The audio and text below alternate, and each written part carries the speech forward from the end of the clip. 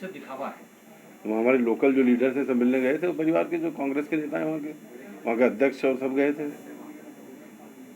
और मुख्यमंत्री जी का तो जिला है, वो तो गए नहीं। हमारे तो जो कांग्रेस के नेता हैं लोकल, वो गए थे। मैंने नहीं पिया तो पूछना है। बीजेपी कह रही है कि वो 5 दिन से बीमार था, इसलिए उसने आत्महत्या की। ये उसके लड़के को बुला बुलू के बहला फुसला के सब कहलवाया गया है।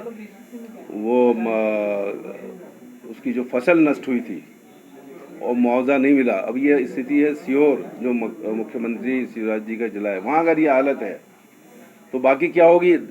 प्रतिदिन 34 लोग मध्य प्रदेश में आत्महत्या कर रहे हैं और इसमें बेरोजगारी की वजह से किसानों की फसल नष्ट हो, ये वजह हो रही है। और उसको मुआवजा दिया जाए उसके परिवार को, और ये फसल जो नष्ट हुई है इसका तुरंत पैसा उनके जेब में आना चाहिए किसानों के। वो जो नहीं आ रहा है, न बीमे का न उसका, उसकी वजह से ये आत्महत्याएं हो रही है। उसके लिए सरकार जिम्मेदार है। सर लेकिन तैयारी 17 आ रहा है, कांग्रेस की किस तरह की तैयारी है और किस तरह से हमला होगा? ये कांग्रेस की तैयारी है। जो जो मुद्दे हैं, चाहे किसानों का मुद्दा हो, चाहे बिजली का मुद्दा हो, इन सबको उठाएंगे। क्योंकि बिजली के मामले में भी एक लोगों को बेवकूफ़ बनाने की कोशिश की गई है कि अभी 31 तारीख अगस्त तक का कोई पैसा नहीं लेंगे, क्योंकि चुनाव है। और सितंबर और अक्टूबर का महीने का आप भर दीजिए, इसके बाद इकट्ठा ही आएगा। 30-30, 25-25 हज़ार के झुग्गियों में बिल आए हैं, आप लोगों को भी बिल आए होंगे। तो ये सब बातों को विधानसभा में कांग्रेस पार्टी उठाएगी। और एक चीज़ और, हनी ट्रैप में, मतलब ये बीजेपी के ज़माने में क्या होता है, कांग्रेस के ज़माने में हनी ट्रैप की जो लेडी थी विजया जैन श्वेता, उसको तो जेल में बंद कर दिया गया, जितने भी लोग थे उस तरह। लेकिन अब वहाँ बीजेपी के ज़माने में जेलर बैठ के वहाँ उससे बातें कर रहा है, वो भी महिला वार्ड में जाके, जो कि अलाउ नहीं होता है। तो मैं समझता हूँ ये इस तरह की सब घटनाएं हो रही। ये बीजेपी के राज में जितने भी इस तरह के कर्म हैं, एक के बाद एक होते जा रहे हैं।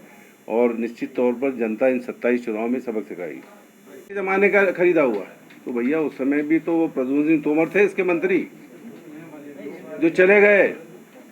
ये जितने भी मंत्री थे इस तरह के, जिनको या तो बनाया नहीं या बन गए थे, तो आज जिन्होंने भ्रष्टाचार किया वो सब उधर हैं बीजेपी के अंदर। और इसी से मिला जुला मामला है।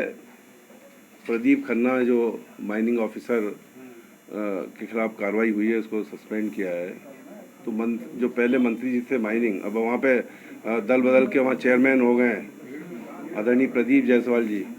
वो कह रहे हैं कि ये पक्ष ले रहे हैं कि ये जो अधिकारी कर्मचारी एक दूसरों की कंप्लेंट करते रहते हैं और मैंने जो किया था सही किया था, और ये भी चले गए बीजेपी। तो इतना जितने भी ये हैं भ्रष्टाचार के मसीहा, ये सब आज भारतीय जनता पार्टी में है। और इसीलिए चले गए कि ये सब चीज़ें हमको, इस तरह के बहुत से उनके और मामले हैं। दूसरी तरफ एक मेरा निवेदन है, सांसद हैं खटीक जी, जिन्होंने कंप्लेंट की पीएमओ में कि कलेक्टर छतरपुर मिलने का टाइम नहीं दे रहे हैं। और ये अधिकारियों के अमूमन वो है कि जब जनप्रतिनिधि इनको फ़ोन करते हैं या बात करते हैं, मिलने की बात करते हैं, तो ये टालते रहते हैं या फिर फ़ोन का जवाब नहीं देते। यही हालत अमूमन मंत्रियों की है कि जनप्रतिनिधियों को समय नहीं देते उनके क्षेत्रों की समस्याओं के लिए। मुख्यमंत्री शिवराज जी को ये देखना चाहिए कि चाहे वो मंत्री हों, चाहे आईएएस अधिकारी हों, आईपीएस अधिकारी, वो जनप्रतिनिधियों को बराबर उनके कॉल पे समय दें, क्योंकि जनप्रतिनिधि बात करेगा तो जनता की बात करेगा। फसल बीमा का मामला है, मंत्री कमल पटेल जी कृषि मंत्री ने चिट्ठी लिख दी है। अरे भाई, चिट्ठी से क्या होगा, ये बाढ़ के समय बीमा नहीं करा पाए, इसकी अवधि बढ़ाओ। केंद्र में भी आपकी सरकार है, यहाँ पे भी आपकी सरकार है। ये टालम टूली नहीं चलेगी कि चिट्ठी लिख दी है। बीमा जमा करने के लिए उसकी तारीख बढ़ाई जाना चाहिए। और दूसरा, जो एक आईएएस आईपीएस का जो सीपीएफ है वो 10% से 14% हो गया, लेकिन मध्य प्रदेश के कर्मचारी और अधिकारियों को ये नहीं बढ़ाए। मध्य प्रदेश सरकार इसको भी बढ़वाए, जिससे कर्मचारियों को लाभ हो सके। और दूसरा एक ये है कि गणेश प्रतिमा जो विसर्जन हुई, मैंने कलेक्टर साहब से ही पहले कहा था डोल 11 के दिन कि भाई इसका विधिवत आप टेबल लगाइए जिससे लोग आरती कर सकें और तब रखिए जैसा पहले होता आया है, विसर्जन हो सके। अब स्थिति ये आई है कि कचरे की गाड़ी में गणेश जी का विसर्जन हुआ, कचरे और उनको कई जगह गड्ढे खोद के वहाँ पे उनको डाल दिया गया, पार्कों के खिलाफ उनको विसर्जन कर दिया। ये तो गणेश जी का अपमान है। ये बार बार ये हिंदुत्व की बात करती है सरकार।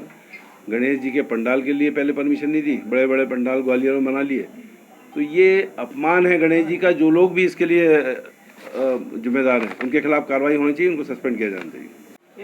पहले मैं कुछ बोल दूं। सबसे पहले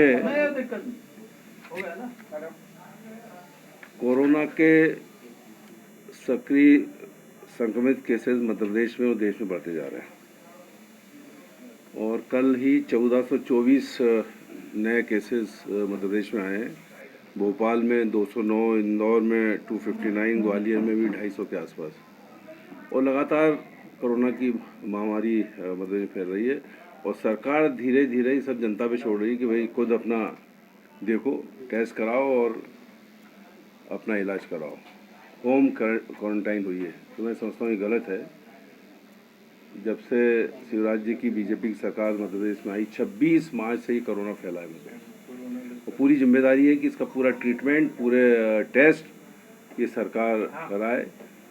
और इधर चल रही है महामारी और उधर इस विपदा में, कोरोना महामारी में भी महाभ्रष्टाचार चल रहा है। जो चावल वितरित की गए वो जानवर या भेड़ बकरी भी नहीं खा सकते, जिसका टेस्ट केंद्र सरकार ने कराया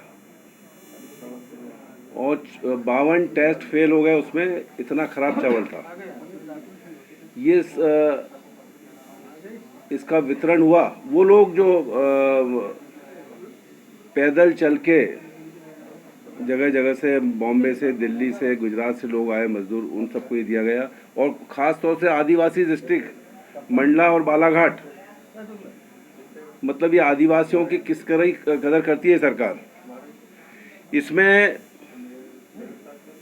सबसे बड़ी बात यह है कि बिसाहू लाल जी जो इसके मंत्री हैं, नागरिक आपूर्ति मंत्री हैं वो, और 10 दिन के बाद उनको मालूम ही नहीं कि ये इस तरह कोई घपला हो गया। बोले मुझे नहीं मालूम, जो होगा तो कार्रवाई हो। इसलिए हम समझ सकते हैं कि मंत्री क्यों नहीं बनाया था कमलनाथ जी ने।